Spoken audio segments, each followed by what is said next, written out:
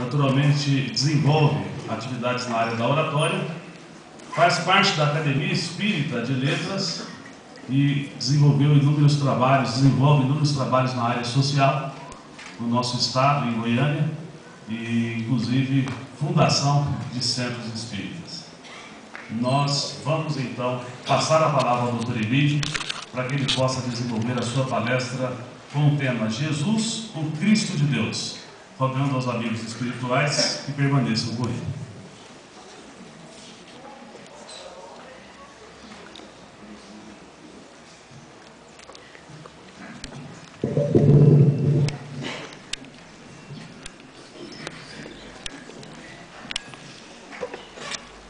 Meus irmãos, que Jesus esteja entre nós.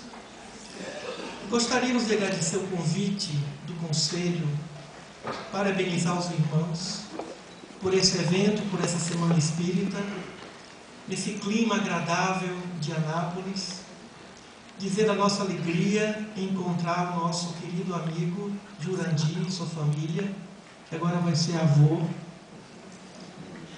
Quando eu disse a ele que os meus filhos estavam crescendo, ele falou: eu já vou ser avô.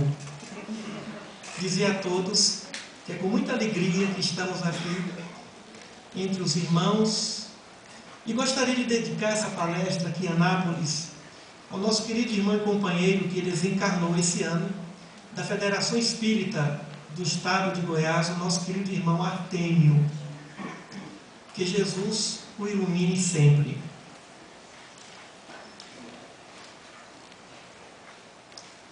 O grande escritor francês Ernesto Renan dizia que Jesus foi tão grande que ele não coube na história.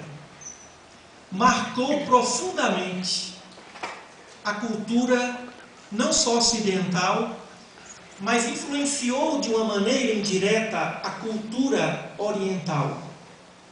Jesus viveu no Oriente Médio, recebeu influência judaica e, no entanto, desenvolveu uma nova cultura, determinando assim uma nova civilização para o segundo e para os milênios subsequentes.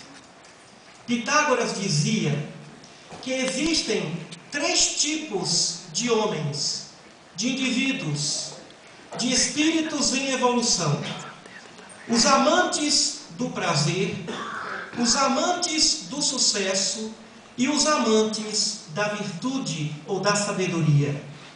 Pitágoras, Sócrates, Aristóteles, Platão, outros filósofos pré-socráticos, outros pós-socráticos, Tales de Mileto, Xenofontes, Anaxágoras, todos eles falavam a respeito do sentimento de foco que o ser deveria ter pela conquista da sabedoria.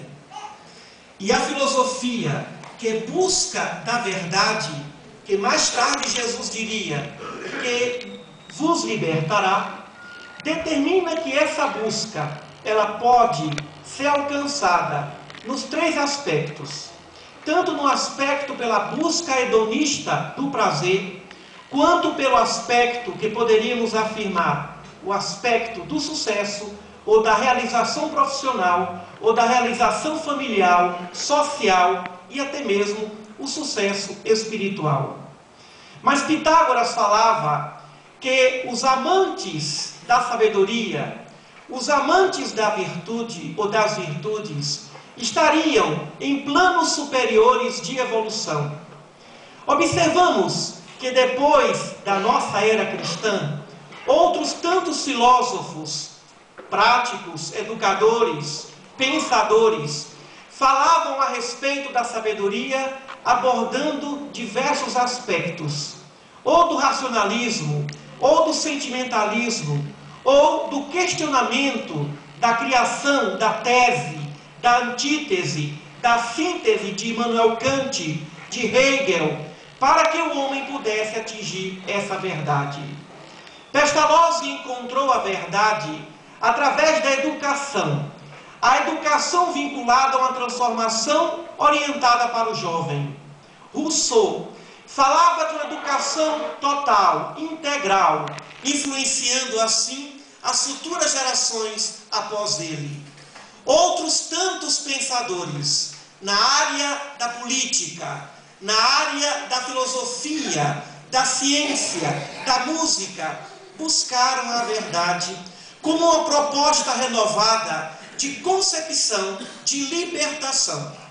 Mas nós observamos que a humanidade em sua história passou por um momento extremamente desagradável. A Idade Média, considerada a Idade das Trevas, que foi restaurada depois através do pensamento aristotélico ressuscitado, por que não dizer, por São Tomás de Aquino, que veio nos idos séculos 13 e 14 para determinar uma nova filosofia teológica na igreja e se renovando pelo propósito de Aristóteles, o pensamento teológico de Jesus. Mas nós sabemos que o cristianismo ele foi organizado não pelo mestre, mas por seus seguidores, especialmente o apóstolo Paulo de Tarso, que falava que todas as coisas são lícitas, mas que nem tudo deveria convir, ou deveria convencer, ou deveria fazer parte da nossa existência, fazer parte do nosso hábito, do nosso costume. Observamos que em todos os séculos, ainda na Idade Média, iniciada por Santo Agostinho e terminada, concluída por São Francisco de Assis, e renovada no século XV e no século XVI, com a Renascença de Michelangelo, a Renascença de Da Vinci, a Renascença de Rafael Sanzio, a Renascença da arte, demonstrando assim que através da arte da pintura, da arte da escultura, da arte de se fazer e de saber fazer, de se saber ser, o homem pode também compreender a sua natureza instável, tão bem pesquisada por Sigmund Freud, tão bem organizada por Carl Gustav Jung, por Lacan, que diziam que o ser humano deveria, para ser feliz, de se realizar através da profissão, através das suas emoções e também através de uma busca a Deus. Em seu livro Psicologia da Religião Ocidental e Oriental, Carl Gustav Jung diz, me parece que pela página 254, que ele não conseguiu resolver, não conseguiu curar nenhum comportamento atávico no campo da sexualidade ou no campo das emoções, sem que seu paciente não encontrasse a sua religião, uma forma moral, um comportamento religioso de ser, ou seja, a busca incontida, condicionada do homem em relação a Deus, superando seus condicionamentos, superando suas dificuldades para compreender essa complexidade. A complexidade do cosmos, tão bem estudado por Copérnico, Galileu, e depois da relatividade do cosmos por Einstein, ou seja, a nossa carência, a carência de todas as emoções, a carência de todos os amores, seria então a carência de Deus. E a humanidade buscou esse ser superior através da consciência de Melquisedeque, da busca solitária pelo deserto de Abraão, da escada de Jacó, da consciência plena de uma capacidade de superação de Esaú, depois que percebeu que perdeu a sua primogenitura, dos grandes profetas messiânicos, de Isaías, de Elias, de Zacarias, e finalmente o maior de todos, João Batista. A voz que clamava no deserto, desenvolvendo assim o perfil daquele que deveria proclamar a verdade, alinhando as consciências para o futuro Espírito, para o Espírito perfeito que todos ansiavam. Desde o tempo de Moisés, muito antes de Moisés, a figura majestática do Cristo era guardada nos sonhos de Akhenaton, na concepção de Nefertiti, na concepção daqueles que adoravam o Deus Atom, para a busca desse grande rei, desse Espírito perfeito, que viria trazer todas as virtudes do Pai. Nem mesmo Moisés, o grande libertador, poderia conceber a figura de um libertador messiânico que pudesse trazer como espadas o amor e a humildade e como escudo a grande sabedoria. A grande história da humanidade, desde os tempos da Idade Média, muito antes de Cícero, em sua retórica, na capacidade de falar de Demóstenes, todos nós somos viajores da eternidade, buscando o nosso Pai, buscando a perfeição do nosso Pai através dos nossos mestres. A humanidade carente de mestres, a humanidade necessitada daquele que poderia ter controle sobre suas emoções, controle que ninguém teve, controle que ninguém possuía. Nem mesmo o amor profundo de Francisco se liberou da continência, da postura, por que não dizer, um tanto quanto radical, diante da incompreensão da família. Todos nós somos viajores da eternidade. Todos nós somos sonhadores de um estado crístico que Jesus alcançou. Ser Cristo significa ter total controle sobre as emoções. Ser Cristo significa ter um pensamento superior, sintonizados plenamente com todas as coisas da natureza, com todos os seres, e perceber o elo que vincula todos os seres da natureza, o profundo sentimento dessa lei divina que é a lei de amor.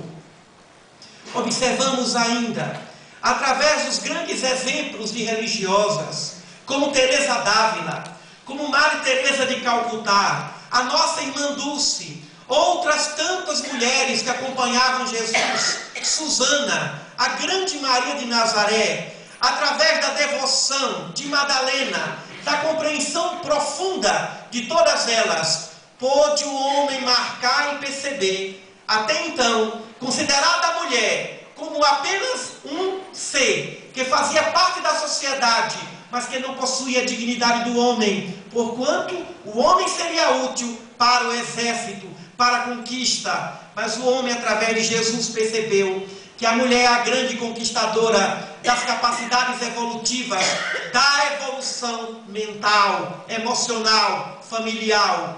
O homem ganhou grande capacidade de compreender a sociedade. A mulher ganhou grande capacidade de compreender o coração. O coração de Jesus, compreendido por Maria de Nazaré.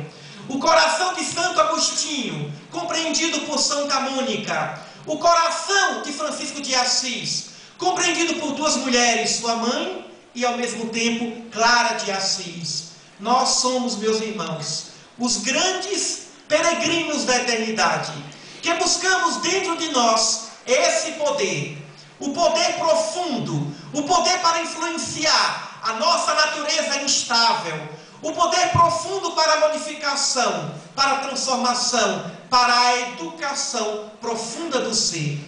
O grande educador, Paulo Freire, dizia: ninguém educa ninguém. O que nós educadores fazemos é determinar um princípio, um processo, um sistema de educação, de orientação. Mas a educação é um processo solitário, a educação é um processo transformador, isolado, extremamente anônimo, extremamente sofrido, porque educar-se significa reformar-se, transformar-se. E assim, encontramos nessa palavra, ou nesse princípio de Paulo Freire, uma compreensão profunda em torno da natureza da educação. Jesus foi um grande educador, porque ele sabia que não bastavam apenas as palavras, que não bastariam apenas princípios filosóficos de amor ao inimigo, seria necessário que ele desse o devido exemplo. Dentro de nós, dentro da natureza humana, há uma carência profunda por uma transformação. Os grandes sociólogos como Emile Durkheim, como Sérgio Moscovici, ou Moscovici, ou Moscovici, como o grande Jean-Claude Abric, falam de uma transformação social, como Karl Marx, como Engels, uma transformação social que deve estruturar o ser dentro de cada área, dentro de cada fazer. E eles com suas representações sociais, determinando assim que para que o indivíduo possa se transformar, é preciso que ele desenvolva um processo, é preciso que ele desenvolva uma condição para que ele se transforme dentro de uma motivação interior. Moscovitch e outros tantos sociólogos falam que todos nós temos uma personalidade. E a personalidade, ela possui dois pontos que podem ser observados: a natureza periférica do nosso comportamento e o núcleo central de cada comportamento nosso. O núcleo central diz respeito a uma personalidade mais profunda, enquanto que o núcleo periférico diz respeito àquelas atitudes mais amenas que podem ser facilmente contornáveis ou modificáveis. E dentro dessa ótica, é preciso que esse processo de transformação seja organizado, não só de dentro para fora, mas de fora para dentro. Segundo Moscovitch, é muito mais fácil nós modificarmos o nosso comportamento periférico do que o nosso comportamento central. Por exemplo, diz ele, se fizermos uma pesquisa sobre determinado alimento, se alguém, por exemplo, gosta ou não de sorvete, é possível que num determinado grupo como esse, a maioria se levante e diz que gosta do alimento sorvete, ou gosta de todo alimento açucarado. Mas é possível também que o sabor desse sorvete seja variado. Uns preferirão um tipo de sabor e outros tipos de sabores. Mas é muito mais fácil, segundo eles, se modificar o gosto pelo sabor do que deixar de gostar daquele alimento predileto. Portanto, seria o núcleo periférico, o nosso gosto por determinado tipo de sabor de alimento. E seria o núcleo central, o gosto pelo próprio alimento. Então, em nossa personalidade profunda, existe um núcleo central que, segundo os sociólogos, só podem ser rompidos através de um choque, através de um impacto profundo, para que o indivíduo possa se modificar. Aquele impacto que o apóstolo Paulo experimentou às portas de Damasco. O impacto profundo que Abraham Lincoln experimentou diante da nova cultura política que ele implementou nos Estados Unidos. O impacto profundo do grande Albert Schweitzer, que abandonou tudo para viver em Lambaréné, na África, e lá desenvolver todo o seu projeto social, atendendo os pobres, atendendo os doentes no seio da mãe África. O impacto profundo da renúncia de Buda, o impacto profundo da ressurreição ou da renunciação espiritual daqueles que temporariamente passam pela penumbra da evolução e a posteriori a superior avanço da sua escalada redentora. Observamos então que precisamos desenvolver o processo do autoconhecimento, tão bem recomendado por Sócrates. Homem, conhece a ti mesmo, para que possas conhecer o universo. E depois do templo de Delfos, ali se encontrava também, e nada em excesso. O princípio da moderação, como sendo o princípio do autoconhecimento. Somente o moderado pode se conhecer com equilíbrio, não se desesperar, nem com as imperfeições, e não se vangloriar, nem mesmo com as virtudes. Então, é preciso que nós observemos na figura de Jesus a capacidade de nos demonstrar o que seria núcleo central e o que seria núcleo periférico em nosso comportamento.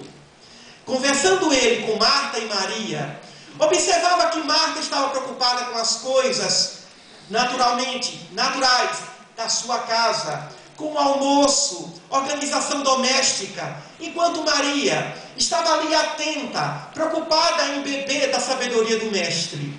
É evidente que nós temos naturezas, a natureza material e a natureza espiritual.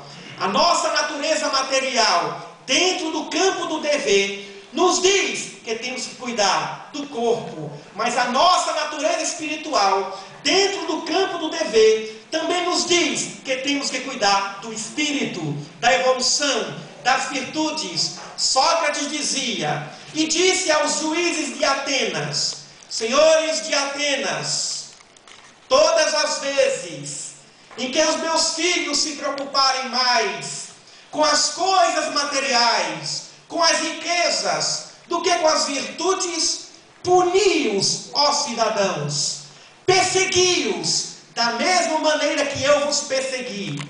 Porque o homem deve amar a virtude acima de tudo. Mas Jesus também veio e disse a Marta: Marta, Marta, por que te preocupas com tantas coisas? Poucas coisas são necessárias, até uma só. Aí Jesus nos ensina a técnica da simplicidade, da simplificação de todas as coisas. Ou seja, Ele nos fala de uma necessidade de organizar nossa vida material, porque estando a vida material organizada com o necessário e não com o supérfluo, fica mais leve a caminhada para se galgar a vida espiritual, ou seja, se vivenciar a escalada evolutiva das conquistas morais.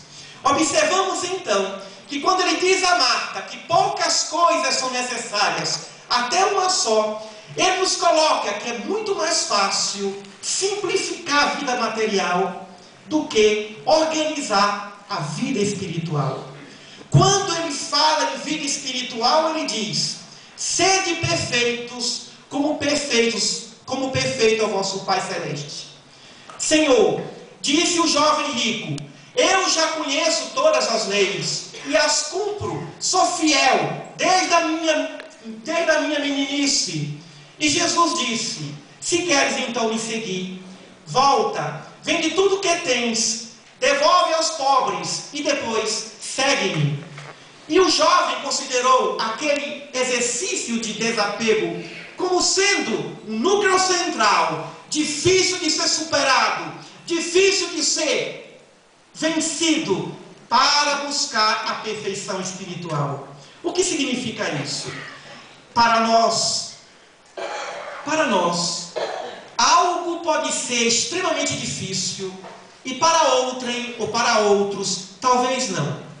Tem pessoas, por exemplo, que têm uma facilidade muito grande de conviver com o mentiroso. Tem pessoas que não suportam mentira. Eu era mais ou menos assim. Depois que eu fiz direito, aí eu comecei a transitar pelos fóruns, eu comecei a suportar a mentira. Então hoje, já não me assombra tanto a mentira. Até acho graça, tá vendo? Tá mentindo, hein? Tá vendo? Te peguei. Ou seja, para uns, a mentira pode fazer parte de um núcleo central. Não suporta a mentira. Para outros, a falsidade. Para outros, a falta de cumprimento de dever. Para outros, a falta de pontualidade. Ou seja, o que para um é o ponto vulnerável, para outro pode não ser tão vulnerável assim. Então, Jesus nos fala desse autoconhecimento. É preciso que cada um se perceba o que me incomoda, o que me motiva, o que me pode acionar para o campo da evolução. Não queremos dizer que os filósofos hedonistas estavam totalmente errados. Não é bem isso. Nem também estavam totalmente verdadeiros. Porque a vida não é uma busca constante para ou pelo prazer. Mas não podemos esquecer que para que o indivíduo possa evoluir, ele tem que evoluir com uma motivação. E para que ele possa se motivar, ele tem que conhecer os seus pontos fortes e os seus pontos vulneráveis. Esse autoconhecimento nos chegará se nós simplificarmos a nossa vida. É preciso que nós trabalhemos naquilo que possamos desenvolver os nossos talentos, possamos desenvolver a nossa vocação, criando oportunidade para essa multiplicação de talento e de vocação. Porque sem a motivação necessária, não se pode amar aquilo que se faz, nem na vida profissional e nem na vida sentimental. Como, por exemplo, no casamento. O ideal, antes de se casar, seria conhecer as razões profundas e evolutivas de uma união esponsalícia. Se casar com a ideia de casar.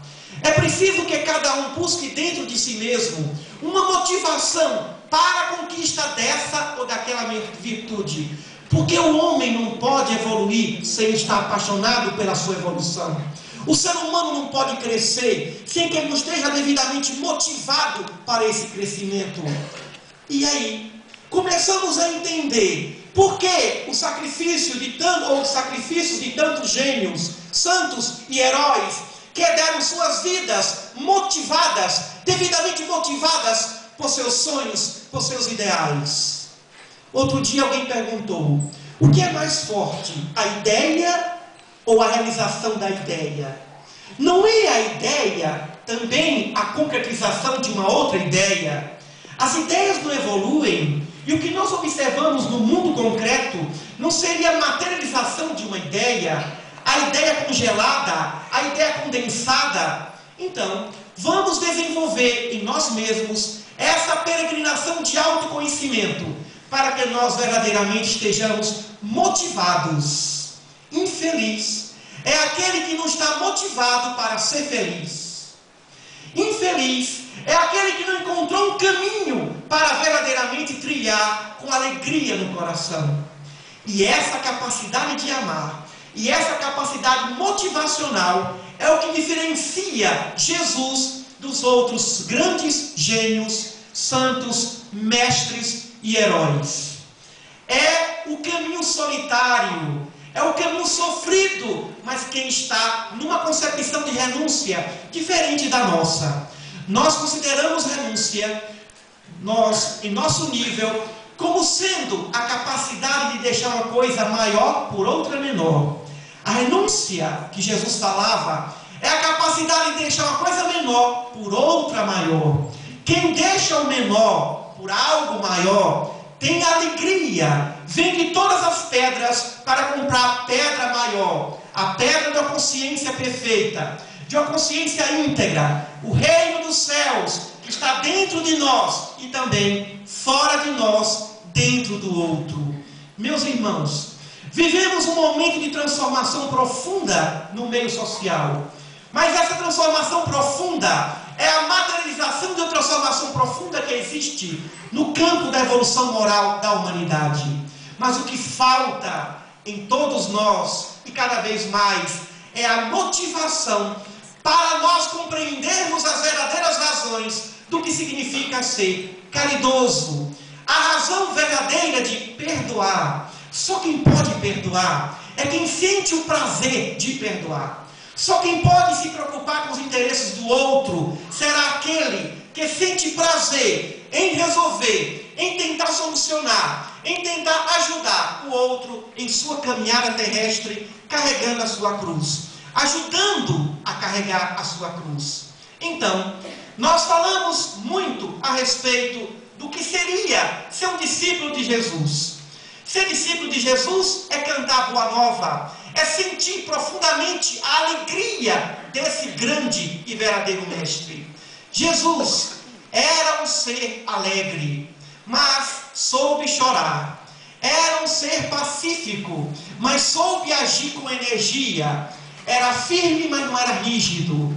Era como o grande bambu chinês, que se dobra, mas nunca se quebra.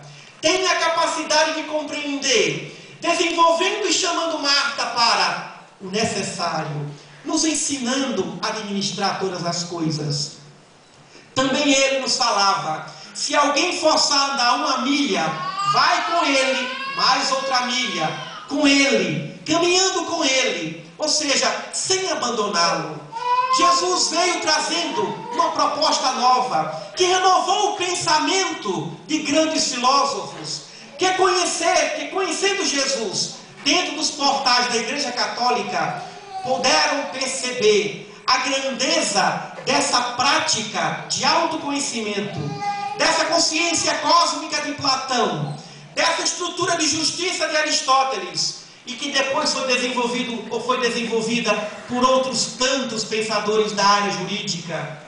Nós precisamos entender que ou nós buscamos a justiça, ou nós buscamos a evolução através de uma motivação profunda, ou nós vamos ficar na periferia das aparências, demonstrando ser aquilo que não é, carregando uma capa que verdadeiramente não sintoniza, carregando um sentimento de fé religiosa, mas que não é um sentimento que nos faz sair das profundezas da ignorância, que nos faz sair dos escombros de uma percepção atávica, egoísta, tão milenarmente egoísta, que não nos leva a lugar algum. É preciso, esse é o momento, é preciso saber verdadeiramente qual o primeiro caminho da educação, qual o primeiro caminho para se buscar a Deus, qual o primeiro caminho para se seguir Jesus. E ele disse: aquele que quiser vir após mim, tome a sua cruz, inclusive a si próprio. Nós somos as nossas mais pesadas cruzes. E depois, siga-me. O que significa tomar a cruz? Conhecer o nosso estágio de evolução, conhecer a nossa vida profunda e tirar dessa profundidade, dessa reflexão, dessa meditação, a palavra sinceridade.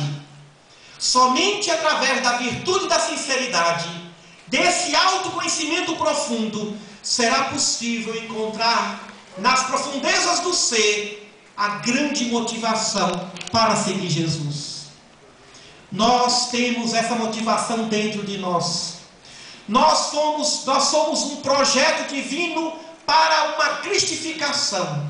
Nós somos Cristos em potencial, candidatos à angelitude, mas no atual momento, pela condição encarnatória, porque necessitamos ainda dos mundos físicos, nós precisamos fazer uma viagem interior para tirarmos das profundezas da alma a nossa verdadeira motivação, buscarmos em nós a estrutura crística de uma evolução suave, porque o meu jugo, dizia ele, é suave e o meu fardo é leve. Se nós não seguirmos as leis do nosso Pai, o jugo não será suave e nem o fardo será suave nem leve. Ficarão pesados, além da nossa capacidade de carregar. E então a depressão, a tristeza, o vazio certamente tomarão a nossa alma e nós estaremos caminhando com Jesus, mas com espírito de sacrifício e não com espírito de alegria e não com espírito de felicidade e não com sentimento de prazer. Ser Cristo significa estar ungido por um sentimento profundo de felicidade, por uma sintonia, pela existência de uma ressonância profunda com o nosso Pai.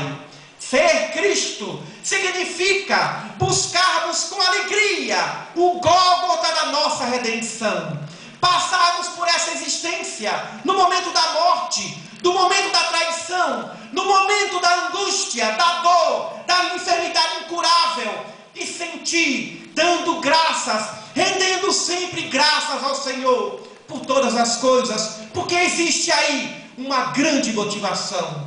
Ser Cristo significa encontrar-se diante do espelho da eternidade, para que se possa perceber profundamente o grande propósito de Deus.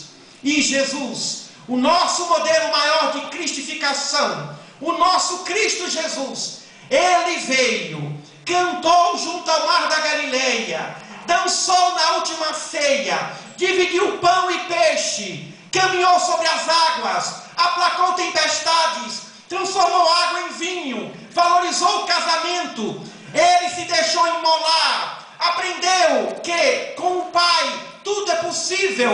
O grande médium de Deus, o grande mestre que se negou o diploma de bom, porque ele dizia: bom só existe um, ou seja, bom é a perfeição absoluta. Estamos dentro de uma perfeição relativa, estamos dentro de um contexto de relatividade, mas em nossa relatividade, mas em nossos sonhos tão esparsos, mas em nossas limitações tão profundas, é possível sim sonharmos com essa iluminação interior.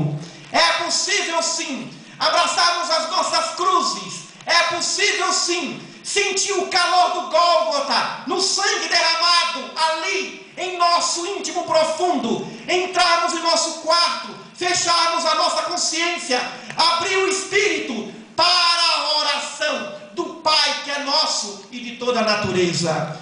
Nós podemos sim, junto a Jesus, subir a montanha da nossa evolução, mas com alegria. A diferença dos discípulos de Jesus não está apenas na condição de amar, mas está na forma como se ama. Não está apenas na condição do perdão, mas na motivação da alegria de perdoar. Se não existir alegria, se não existir felicidade para se perdoar, para se amar, para se ter fé, para se ter esperança, se não existir júbilo nisso, se não existir motivação nisso, não existirá paixão.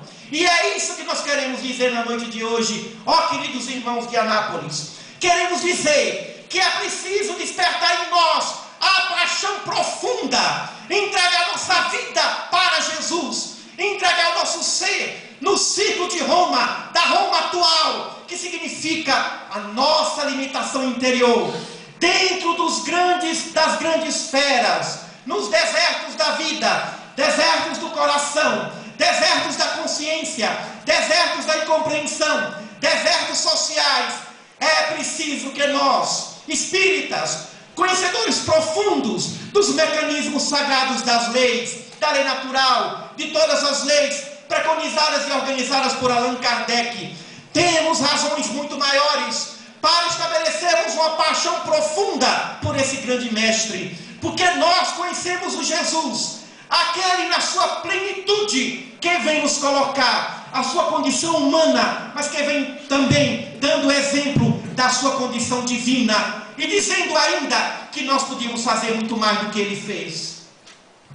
Não se trata de retórica, não se trata apenas de uma formulação de ideia exposta em palavras, se trata de uma proposta superior, para que nós, através do Evangelho, possamos seguir e perscrutar a alma, desenvolver nossas paixões. Como já dizia o professor Humberto Roden, ninguém pode matar uma paixão, só se mata uma paixão transformando-a numa paixão superior. Qual será o nosso grau de paixão por nossa evolução? Aí estará a nossa evolução. Qual o nosso grau de paixão pelas verdades espirituais? Aí estará a nossa compreensão diante das verdades espirituais. Qual será o grau de paixão diante do Cristo? Aí está o nosso sentimento de discípulo perante o Mestre. Se quisermos medir a nossa evolução, poderemos dizer qual será o nosso grau de paixão diante do nosso Pai. Que Ele mesmo, nosso Mestre, dizia: amarás o Senhor teu Deus com todo o teu coração, com todo o teu entendimento, com toda a tua alma. Essa paixão profunda, esse amor intenso, é isso que cristifica o Espírito. Não existe mais, não há mais espaço para a penumbra da periferia das virtudes.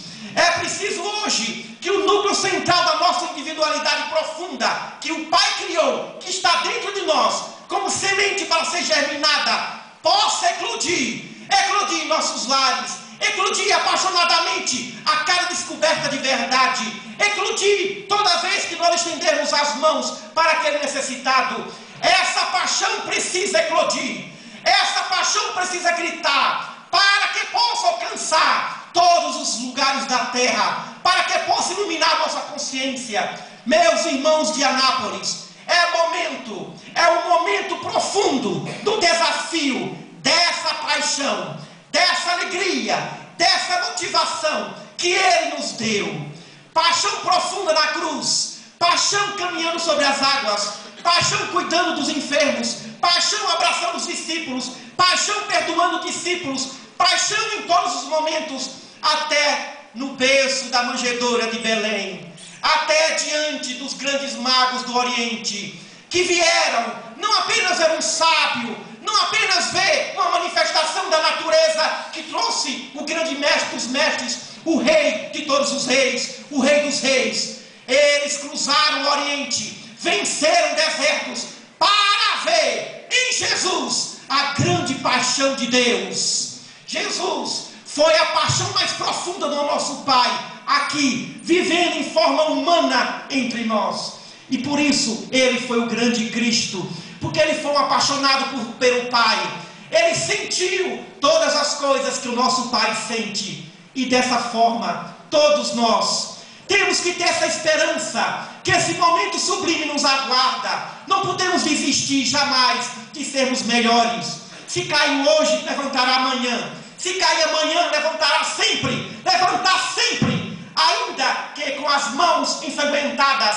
Levantar sempre, ainda que com os pés desconjuntados. Levantar sempre, ainda cego, surdo, mudo, ainda sem poder pensar, mas dizer sempre, no Gólgota da nossa existência: Senhor, meu Pai, que queres que eu faça?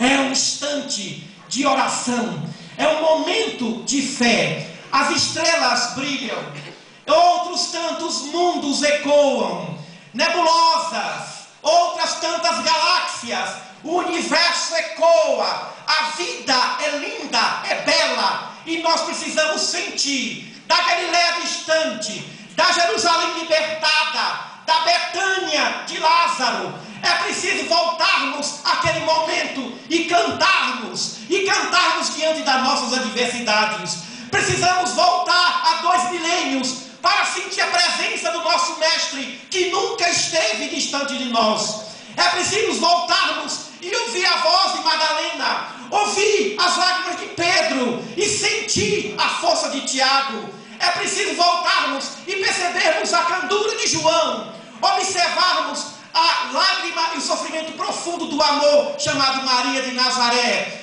É preciso percebermos a serenidade de José, a candura de Zacarias e a fortaleza de João Batista nesses dias atuais. 2 milênios são 2 dias. Jesus continua conosco, nunca esteve distante de nós. Senhores amigos, cristãos, espíritas, vamos voltar ao passado, mas não vamos nos prender ao passado. Vamos nos prender aqui e agora ao momento presente, renovando o nosso propósito, renovando as nossas forças para o futuro, que será um futuro grandioso, um futuro maravilhoso, um futuro que nem mesmo Pitágoras sonhou, um futuro que nem mesmo John Kennedy sonhou, nem Mohandas Karachand Gandhi. Algo que está além da imaginação dos grandes homens, algo que está além da imaginação das grandes mulheres, é algo que está além da nossa imaginação.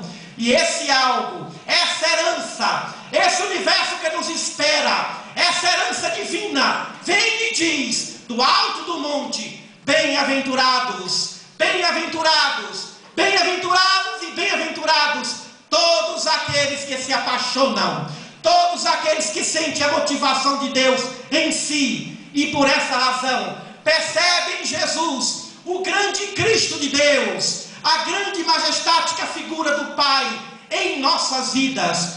Não desistamos, não vamos desmerecer a assistência dos nossos amigos espirituais, não vamos ignorar a plenitude da espiritualidade que nos cerca, não vamos fechar os olhos às verdades preconizadas por Kardec e toda a falange do Espírito de verdade.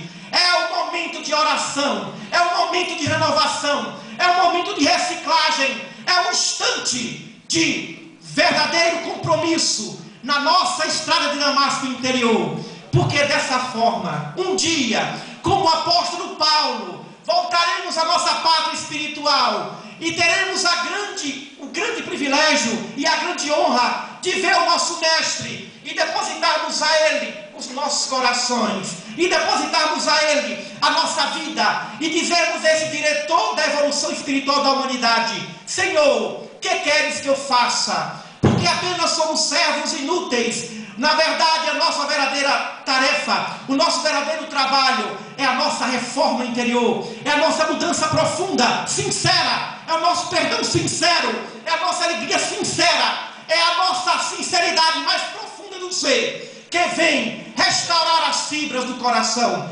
renovar a alma, cantando sempre hosanas ao Cristo que está dentro de nós. Muita paz, meus queridos irmãos de Anápolis. Que o amor de Jesus esteja cada vez mais conosco. Que o Cristo de Deus nos fortaleça nessa transitoriedade, nessa evolução cada vez mais profunda. Mas não nos esqueçamos, nos momentos mais difíceis, nos momentos da dor, da agonia, do desespero, esse momento é o momento da nossa renovação, é o momento da nossa motivação profunda da alma, que vem e diz: Senhor, eu também quero contigo ser um dia um Cristo de Deus. Muita paz.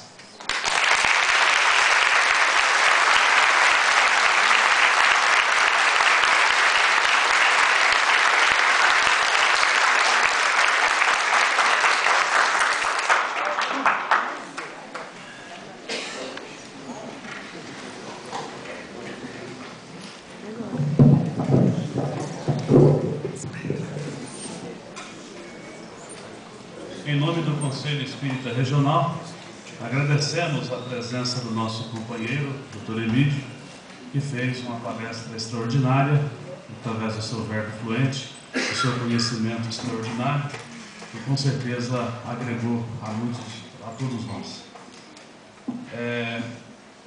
Também queremos, antes de passar para o encerramento, lembrar que a Semana Espírita prossegue até a sexta-feira, através das palestras à noite.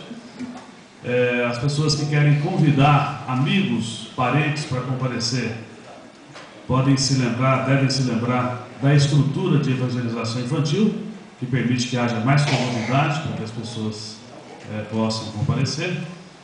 E também ela prossegue no sábado. Então, quem tem acesso à programação vai ver que no sábado nós teremos um seminário com o tema Espiritismo e o Sentido da Vida, que vai ser, os facilitadores aqui, ou os oradores, serão Júlio César de Sá Roriz e Ana Tereza Camasmi, que são dois oradores que estarão presentes durante a semana.